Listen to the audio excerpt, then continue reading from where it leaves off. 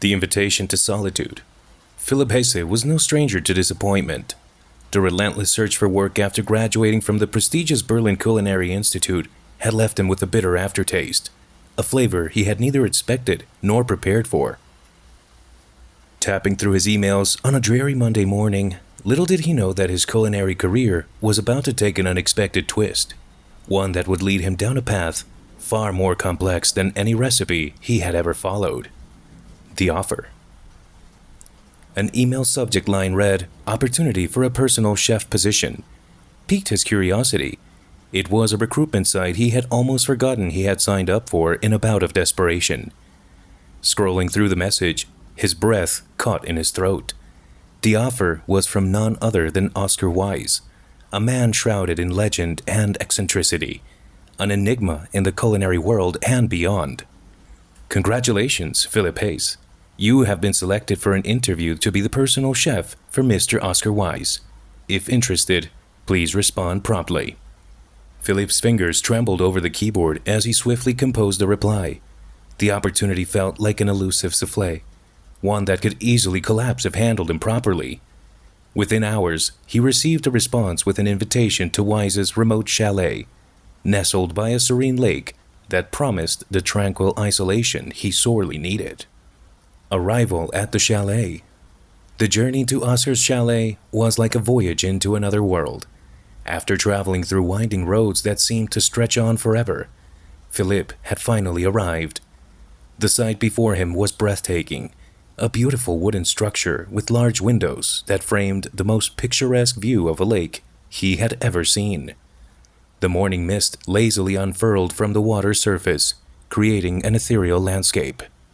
He was greeted by a woman in her late 50s, who introduced herself as Ingrid, the housekeeper.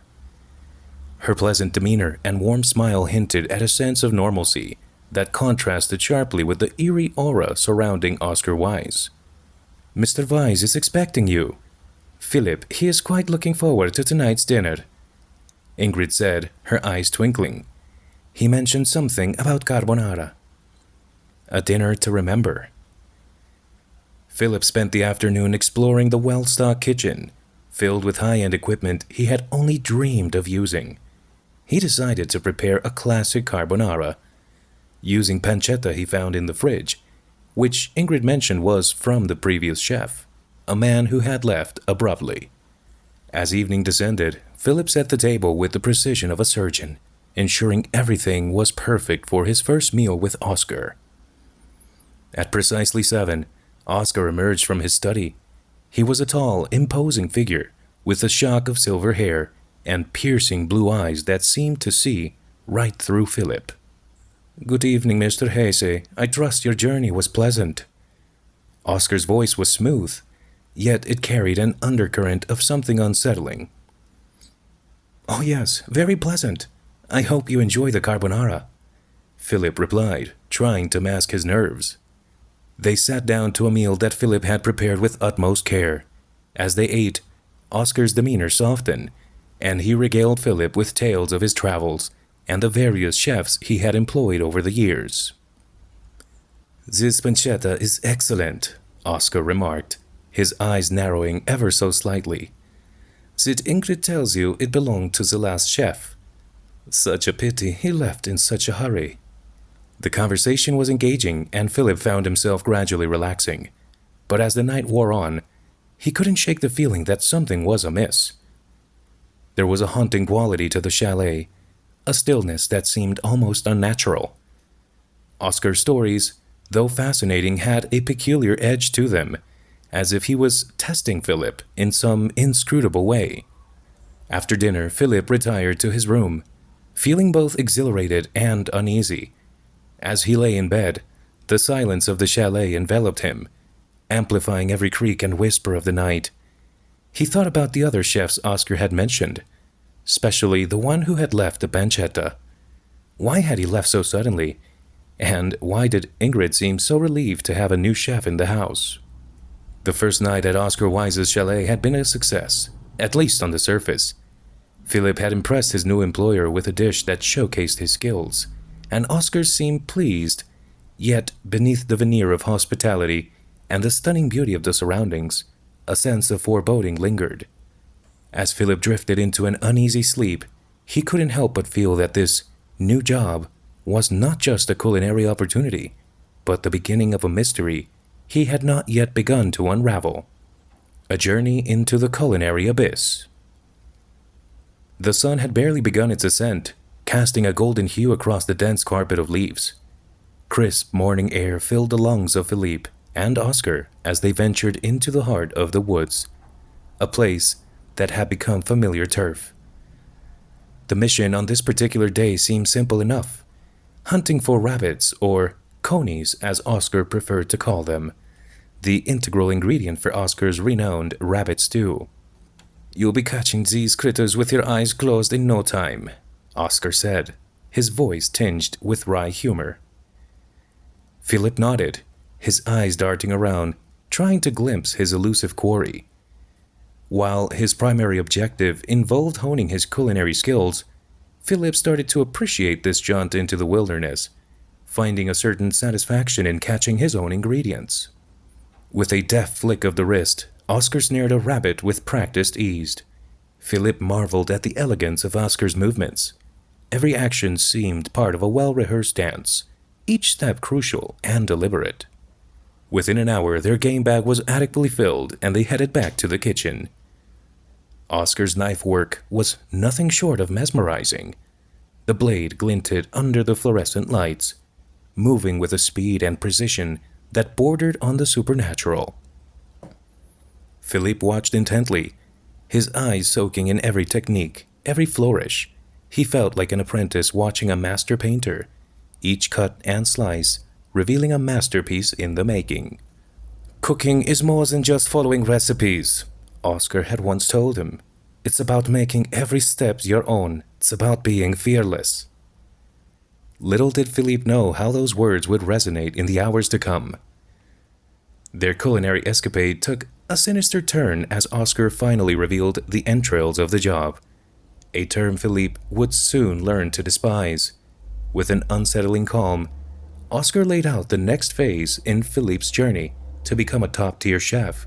It was a test unlike any other. "Listen closely, Philippe," Oscar said, his voice low and filled with an eerie gravitas. "To secure your position at Anthroplate, one of my most celebrated restaurants, you'll need to prepare 3 unique dishes. Each will require an ingredient that is, shall we say, quite personal." Philip's confusion quickly morphed into horror as Oscar explained further. The gruesome task ahead involved using parts of Philippe's own body. 3 dishes, each more macabre than the last, had to be crafted with unparalleled finesse and creativity. All of this while maintaining a stoic silence. Breaking this vow of silence would mean more than just failing the test. It would mean forfeiting his chance to ever escape this culinary nightmare. "Remember, Ingrid won't breathe a word. She's seen it all, and she knows the rules," Oscar added, nodding towards the silent kitchen assistant, who seemed to blend into the background like a shadow. Philip's mind raced. The once inspiring and tranquil kitchen had transformed into a chamber of horrors. His instincts screamed at him to flee, but Oscar's cold, unwavering gaze made it clear that leaving was not an option. The culinary sacrifice. In the dimly lit kitchen of dread, with shadows dancing on the walls and knives glinting ominously, Philippe found himself caught in a macabre game that tested the limits of his sanity and skill. The stakes, his survival. His captor, the enigmatic Oscar, had made it clear failure was not an option. Philippe was a chef, and his captor knew how to exploit every ounce of his culinary prowess for a cruel and twisted purpose. "Begin!" Oscar's voice echoed through the kitchen, a sinister symphony of power and malevolence. Philippe's heart pounded like a drum in his chest as he stared at the cold steel knife lying on the cutting board. The pâté of pain. The first task was to prepare a pâté using a piece of his own flesh. A shiver ran down his spine, but his hands moved with the precision of a maestro conducting his final symphony. As the knife made contact with his skin, a sharp pain jolted through his body. He winced but didn't falter. The determination to survive outweighed the agony. Each slice was meticulous, each movement a testament to his iron will.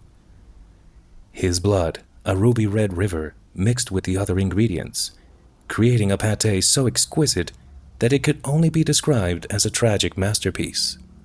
Oscar watched from the shadows, his smirk barely visible but undeniably present.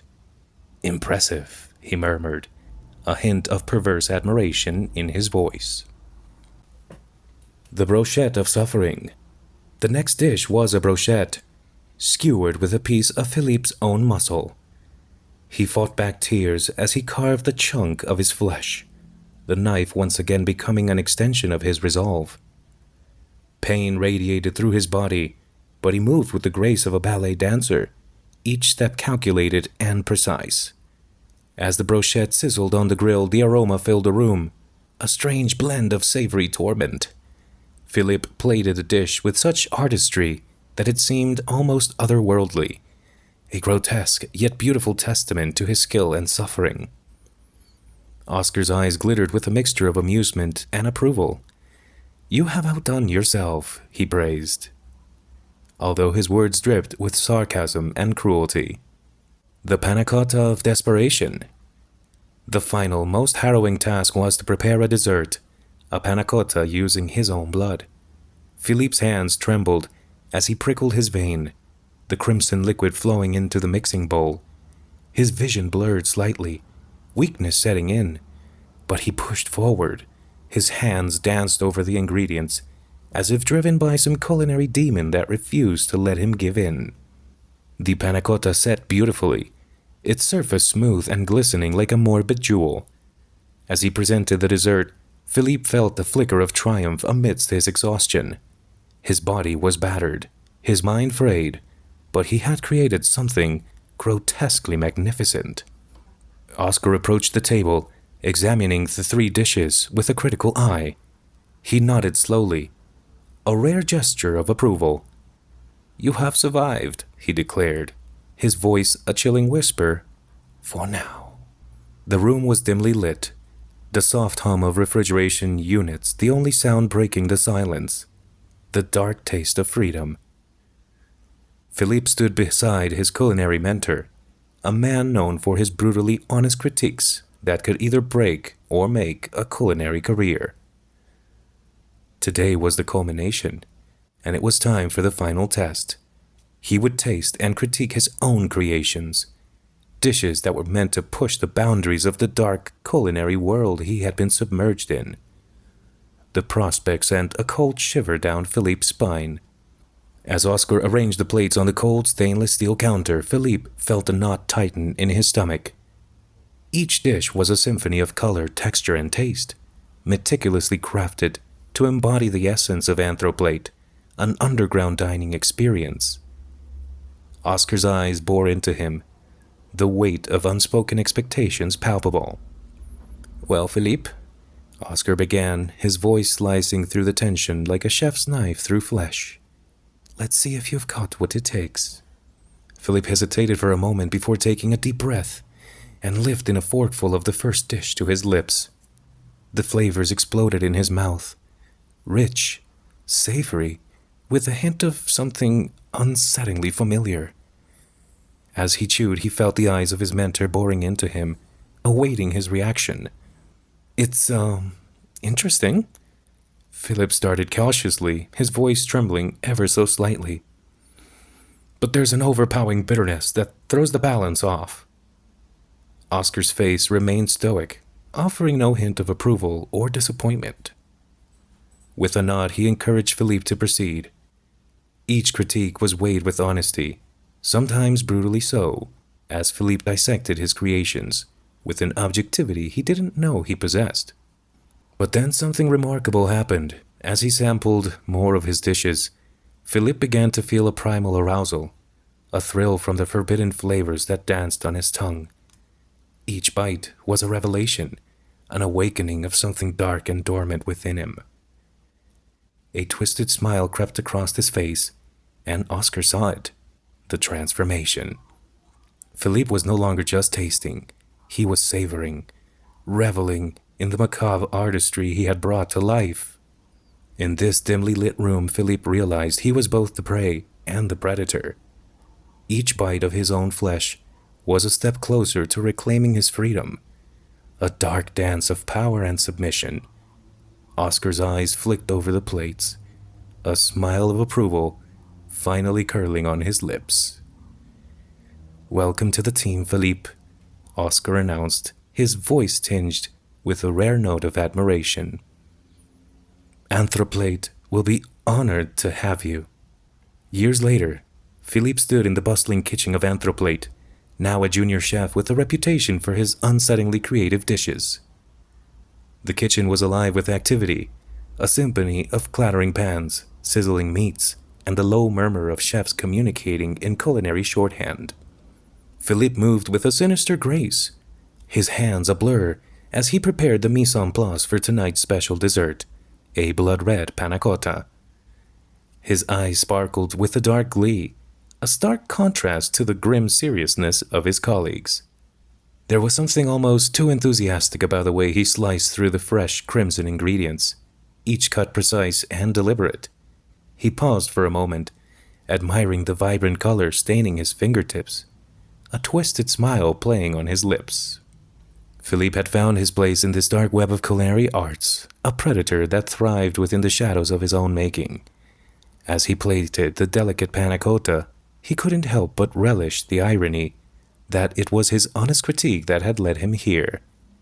In the heart of Anthroplate, he had discovered a new and interesting world of flavors and textures, one where he was free to explore his darkest desires. As he prepared for the night service, a sense of twisted satisfaction washed over him. He was no longer the prey. He had become the predator in a world where each bite brought him closer to a dark, delicious freedom. And as Oscar had once said, Anthroplate was honored to have him.